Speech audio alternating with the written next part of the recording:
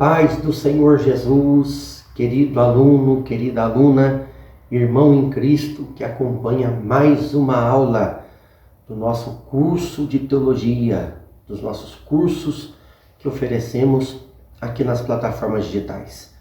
Hoje é uma aula muito breve, muito objetiva, tenho certeza que não vai te cansar, então não perca nenhum momento dessa aula, será um momento edificante e eu trarei aqui algo muito interessante relacionado ao que nós estamos estudando, que é hermenêutica.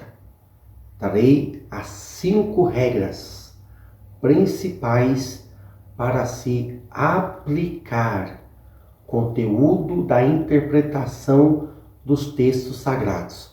É muito importante você me acompanhar até o final de verdade, para que você não perca nenhum momento dessa aula tão produtiva que temos para você, mas todavia de uma forma muito bem objetiva. Meus irmãos, como eu disse para vocês, nós estaremos estudando aqui as 5 regras principais na questão da hermenêutica. Serei muito objetivo e já vou começar pontuando com vocês quais são essas 5 regras da hermenêutica, para que você possa interpretar corretamente, de uma forma bem clara e objetiva, o texto da Palavra de Deus. Primeira regra é a seguinte: enquanto for possível, devemos tomar as palavras e trechos bíblicos no seu sentido comum e popular. Então nós precisamos entender que há um caminho para nós entrarmos na interpretação de um texto bíblico. Há todo um processo que nós já estamos estudando aqui, tanto no material didático, inclusive eu quero falar com os alunos que estão fazendo o curso semipresencial do Instituto a qual nós estamos trabalhando. Tudo isso que eu estou falando para vocês está inserido no material didático, tudo bem? Então vocês vão encontrar aí, aproximadamente na página 107, 108, no capítulo 3 da unidade 3. Vocês vão acompanhar aí as regras da hermenêutica e a sua aplicação. Então, para que você possa discorrer um caminho, para que você possa realmente aprender, estar num caminho para interpretar o que de fato aquele texto bíblico, passagem bíblica está querendo dizer, você precisa percorrer esse caminho que eu quero traçar para você aqui agora, começando com essa primeira regra que eu trouxe para vocês, que é o sentido comum. Quero dar um exemplo aqui, o nosso livro, nosso material didático, me dá um exemplo, do segundo livro dos Reis, capítulo 20. A Bíblia diz que o profeta Isaías, ele vai dizer para Ezequias: põe a tua casa em ordem, porque morrerás e não viverás. O sentido comum desse texto, põe a casa em ordem, Isaías não estava querendo dizer a respeito da sua casa, do templo ou do seu palácio, até porque tudo isso estava muito bem já preparado. Ezequias havia trabalhado na reforma do templo, também do palácio real, então não é isso. Mas eu entendo que não é o sentido literal, mas eu vou aplicar no sentido comum. O que é o sentido comum? Sua vida, Talvez alguma área da sua vida que pode representar a expressão casa. Então, em primeiro lugar, antes de nós entrarmos em descobrir enigmas, conjunto de letras e palavras do texto, ou de uma palavra, de uma expressão, nós precisamos entender que a primeira regra da hermenêutica é interpretar o que é comum, trazer o significado do comum, do popular, do básico. Esse é o caminho. Muitos, infelizmente, se perdem na interpretação de textos bíblicos porque eles começam pelo caminho mais difícil. Eles começam pelo caminho mais profundo. Eles vão, às vezes, tão fundo que se perdem e não sabem mais o caminho, nem sabem o que estão fazendo. Então, o caminho é o comum, o básico. Lê o texto, depois que você lê o texto, você vai interpretá-lo primeiro de uma forma comum. O que é aquela palavra, aquele termo? Ele significa na sua popularidade, sua questão comum. Segunda regra para a hermenêutica, relacionado na hermenêutica dos textos sagrados.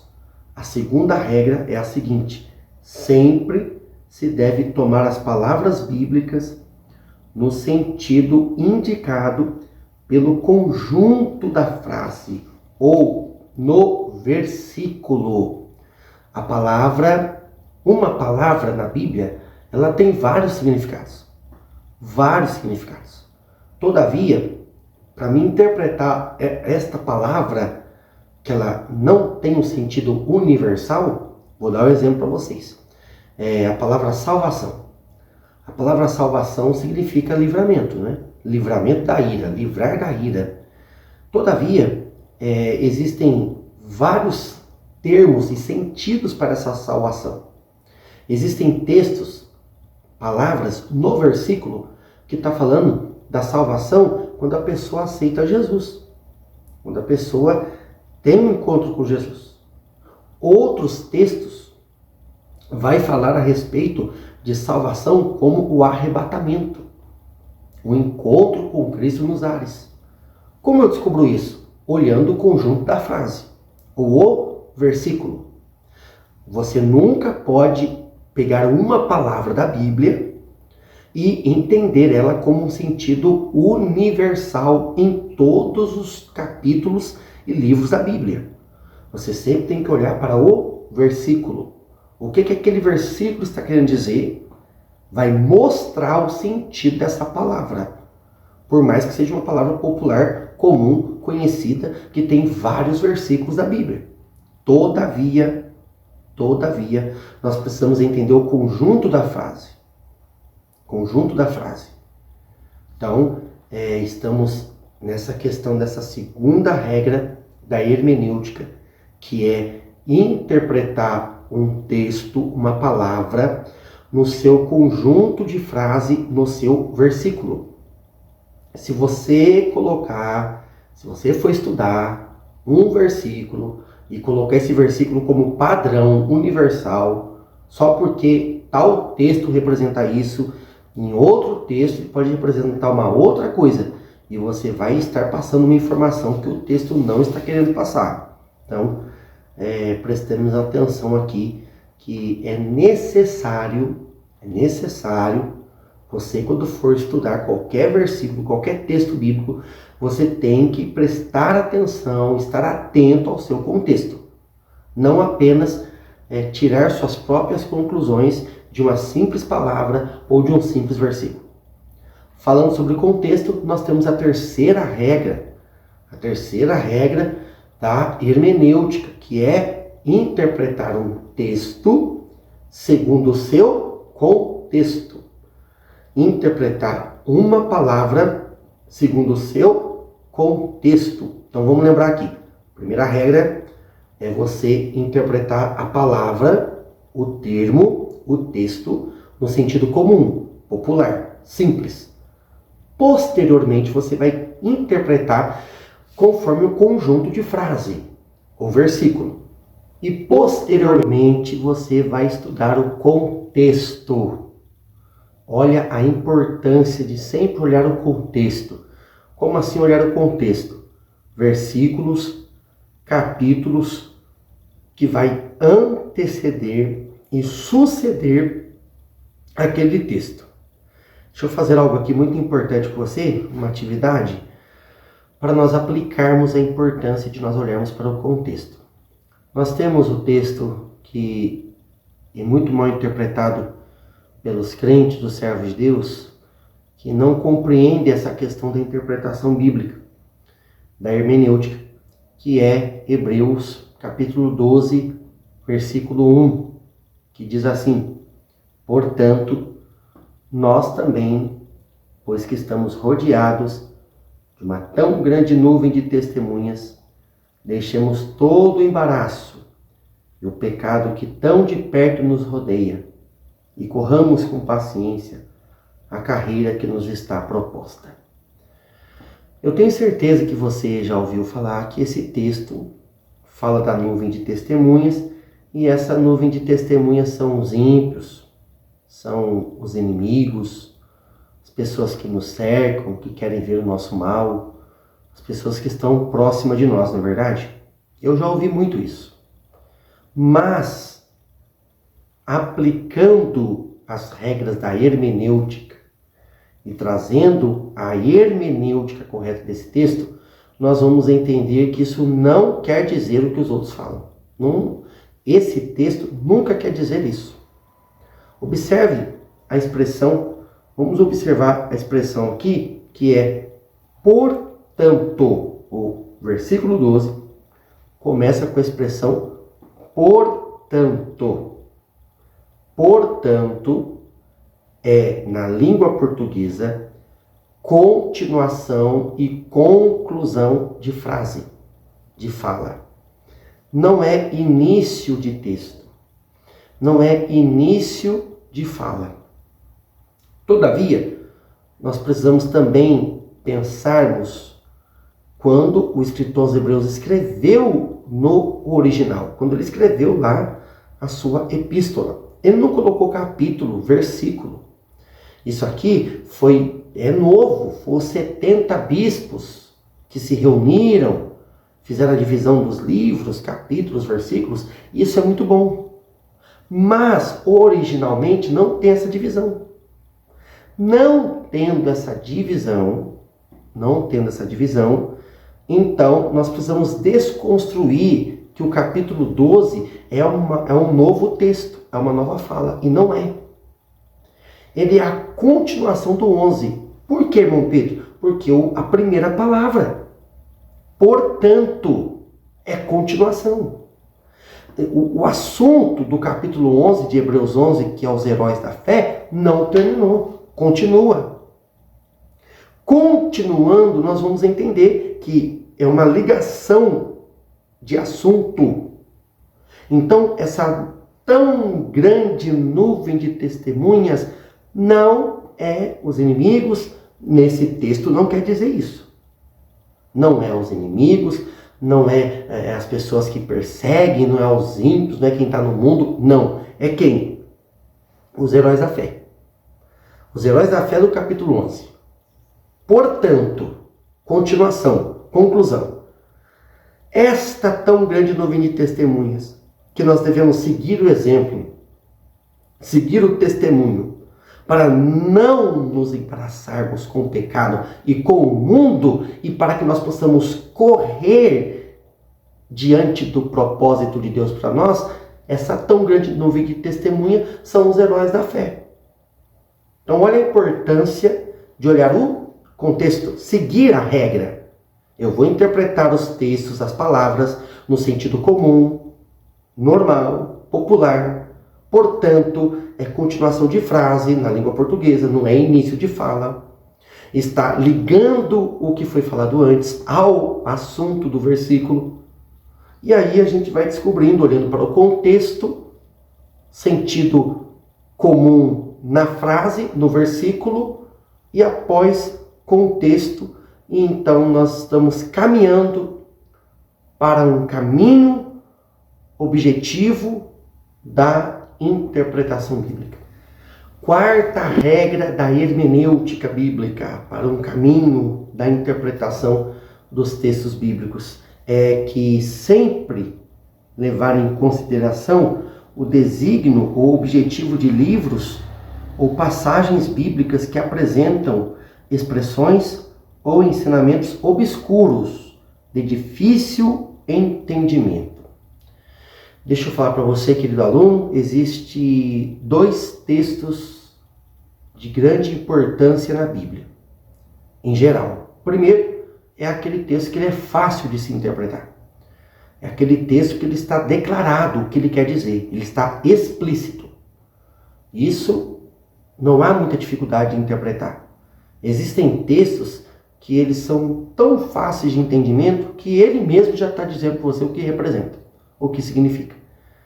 Mas, todavia, existem os textos de difícil compreensão, que as verdades desse texto não estão explícitas, mas estão implícitas.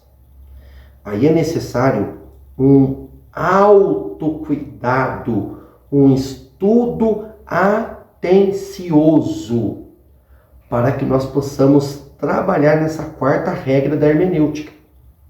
Então eu preciso entender o contexto, e aqui nessa parte, nesses textos que são obscuros ou difíceis de compreensão, nós precisamos trabalharmos em fontes correlacionadas e de confiança para a argumentação bíblica, histórica, geográfica.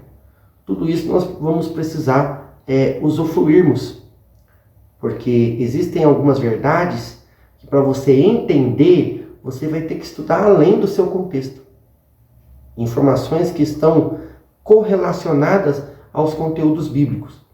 Principalmente, eu dou um exemplo para vocês, dos escritos de Paulo. Muitas coisas que Paulo escreveu entram no grupo de difícil entendimento, de difícil compreensão. Por que razão? Não porque Paulo quis falar difícil, de forma nenhuma. Mas Paulo escreveu 13 epístolas. De 13 epístolas, 11 destinos diferentes. Por que 11? Porque nós temos Corinto e Tessalônica, que recebeu 2 cartas. Então a geografia, o público é o mesmo. Então nós temos 11 tipos de públicos direcionados nos escritos de Paulo. Por isso, essa, entre aspas, dificuldade de compreensão. Se você só ler o texto e não estudar ele, e não ir a fundo, pesquisar, obviamente, ter a sua pesquisa, para que você entenda de fato todo o contexto, ou tudo o que está de informação para nós, de fonte confiável daquele texto, você não vai compreender, e como muitos usam hoje, de textos de difícil compreensão, usam como doutrina e não são doutrina. Estão condicionadas à cultura e o local em que, no caso, Paulo escreveu. Como exemplo, as mulheres não profetizam, as mulheres usam véu e todas essas questões mais a qual ele escreveu para as igrejas a qual ele tinha aberto. Então, e são públicos diferentes, são pessoas, culturas diferentes. Então, para esses textos, você precisa ter uma atenção maior, fazer pesquisas mais afíncas, todavia de confiança, para você descobrir a confiança de uma pesquisa ou de um argumento, é só você olhar a fonte. A fonte, pesquisar a fonte. Quem foi? Nós temos muitos escritos eruditos de confiança, como Flávio Josefo, mais conhecido, Eusébio de Cesareia e outros nomes mais. É só você pesquisar a fonte e, sabendo qual é a fonte, você vai pesquisar quem é a fonte, se é confiável ou não. Se faz parte do nosso vínculo, é confiável. Se não faz, você descarta. Todavia, para você aplicar uma mensagem, para você falar, você precisa selecionar o que é bíblico e o que é fonte correlacionada à Bíblia. Secular, paralela ao contexto bíblico. E você precisa dizer, porque senão daqui a pouco alguém vai dizer que você falou que tal coisa está escrita na Bíblia e não está. Então você precisa pontuar. Olha, irmãos, isso que eu estou trazendo desse texto é a geografia, a arqueologia, a história. Você pode citar a fonte, é ele que diz. E vai cooperar para o sentido do texto. Então, para essa quarta regra, precisa de uma atenção detalhada, de um trabalho para entender o que o texto quer dizer. E por fim, a última regra, muito importante. No caminho da interpretação bíblica, a quinta regra vai dizer assim, ó, sempre se deve consultar passagens paralelas. Sempre se deve consultar passagens paralelas. Deixa eu te dizer algo aqui. Se você já está no seu caminho de estudo, interpretando tal texto, aí você estudou já o sentido comum da palavra, você já estudou o sentido ali no versículo, no conjunto de frase, estudou o contexto, fez um estudo detalhado sobre algumas informações que vai cooperar para a interpretação daquele texto. Mas todavia, se aquela verdade que você descobriu na interpretação daquele texto não tiver concordância, não tiver passagens paralelas que vai confirmar, concordar com o que aquele texto está dizendo a princípio no seu entendimento, você pode desconstruir tudo que você fez. Porque nenhuma verdade de Deus, ela está isolada na Bíblia. Toda verdade de Deus, ela sempre está em um contexto. Ela sempre tem uma concordância. E sempre terá palavras paralelas que vai confirmar, que vai reafirmar, ressaltar o que aquele texto quer dizer. Vou te dar um exemplo bem simples. Deus é amor. Por quê? Porque só tem um texto bíblico que mostra? Não, tem inúmeros textos da Bíblia que mostram que Deus é amor. Jesus, quando veio à Terra, veio 100% Deus, 100% homem. Sua natureza total divina e humana. Porque um texto bíblico só fala? Não. Existem inúmeros textos bíblicos. Novo, Antigo Testamento. O Antigo Testamento que vai profetizar. O Novo Testamento que é a promessa cumprida de que Jesus veio totalmente na sua natureza humana e na sua natureza divina. Então, toda a ideia que você construir dentro de uma interpretação bíblica, no final, você precisa descorrer, caminhar pelas folhas da Bíblia Sagrada, para achar concordância, passagens paralelas, que vai confirmar aquilo que aquele texto está querendo dizer, de acordo com a sua interpretação. Eu aprendi no seminário com os nossos pastores, que uma doutrina bíblica, uma verdade de Deus inserida em um texto bíblico, tem que ter no mínimo 7 concordâncias. Talvez você não vai achar isso de acordo com o que você estiver estudando, mas tem que ter algo que seja familiar, concordando e que esteja paralelo com aquela verdade que aquele texto está te mostrando. Eu disse para vocês que a aula seria rápida, objetiva e realmente já estamos finalizando a aula.